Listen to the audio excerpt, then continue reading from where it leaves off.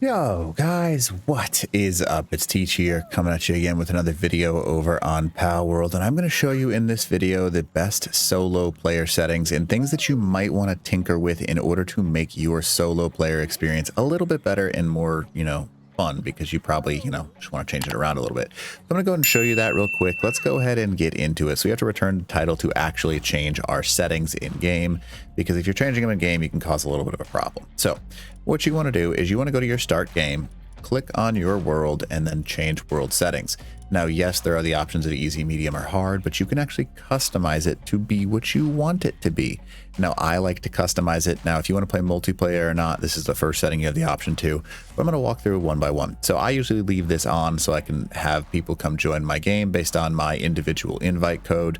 But if you don't plan on having anybody, you can leave that off, and it just reduces the number of things that you have to use. So leave that off. Now, custom settings.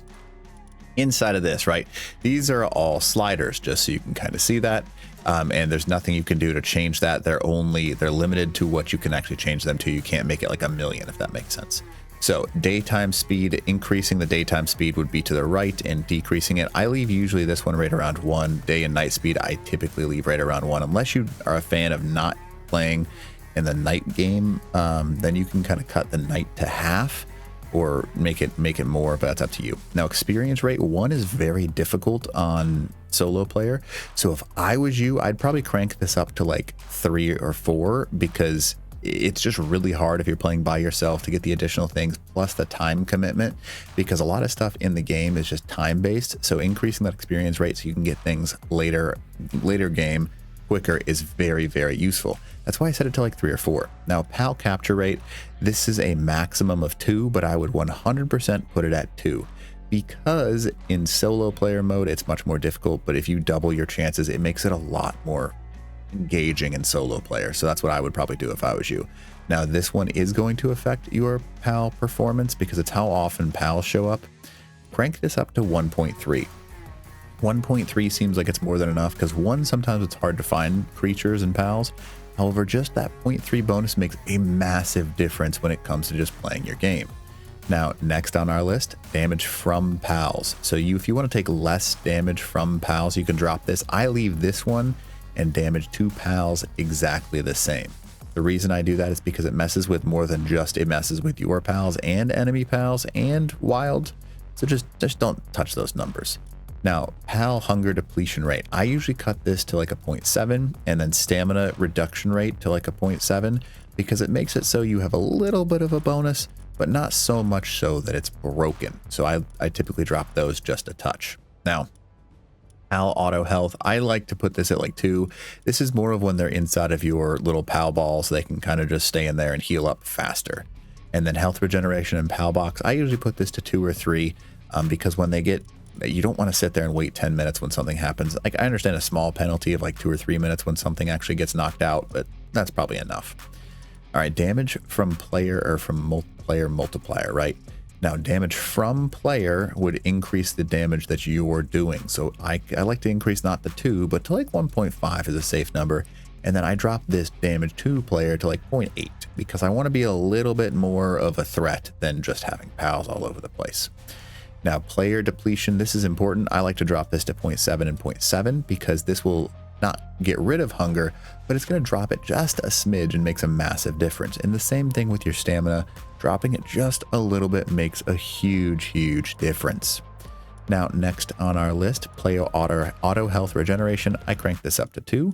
And then sleep, if you're going to sleep, you should be able to get full health back, in my opinion, so I crank that all the way up.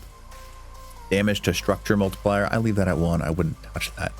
Structure deterioration rate, now that's up to you. I leave this at 1, because if you're playing solo player, it's not going to change anyways, so don't worry about that. Maximum number of dropped items in a world, this can cause major lag spike issues, so leave that at like 3,000 and that should be just fine. Now, next thing, gatherable items multiplier. I usually drop this to like 2 or 3, because I don't want to go and harvest 400 of the same creature in order to just get like 1 PAL essence or something like that.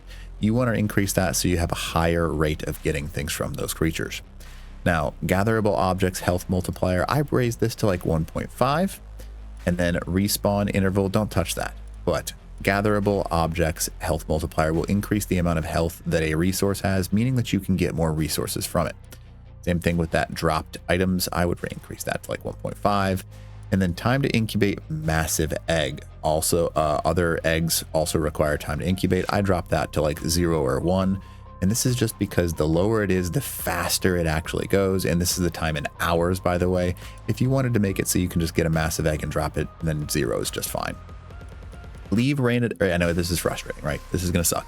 Leaving raid events on is really important, and that's due to the fact that when raid events are on, you're actually getting some of the resources, and it's a core game mechanic for getting some of the more difficult to get tames, especially late game when you have the level 41 wild bird party that comes after you. It's really frustrating, but it's also a really great way to get a hold of some really awesome late game stuff. Now, next on our list, death penalty. It's up to you. I see 0 value in dropping all my items and pals. It just frustrates me and causes me to go for a 20-minute adventure just to find all my stuff. So I leave it on no drops, and it allows you, in case you fall through the map, to hit the respawn button without punishment. Max number of guilds if you're playing solo player isn't going to matter, and then max number of pals, I usually raise this to a 20. 20 seems like a very solid number, and it just gives you a little bit of an extra bonus. Then once you're done, go ahead and click OK. OK. Saving your settings, and then you can play your game. Now, if you are playing solo player, hopefully those settings help you out, and tell me maybe in the comments below if there's something you'd change.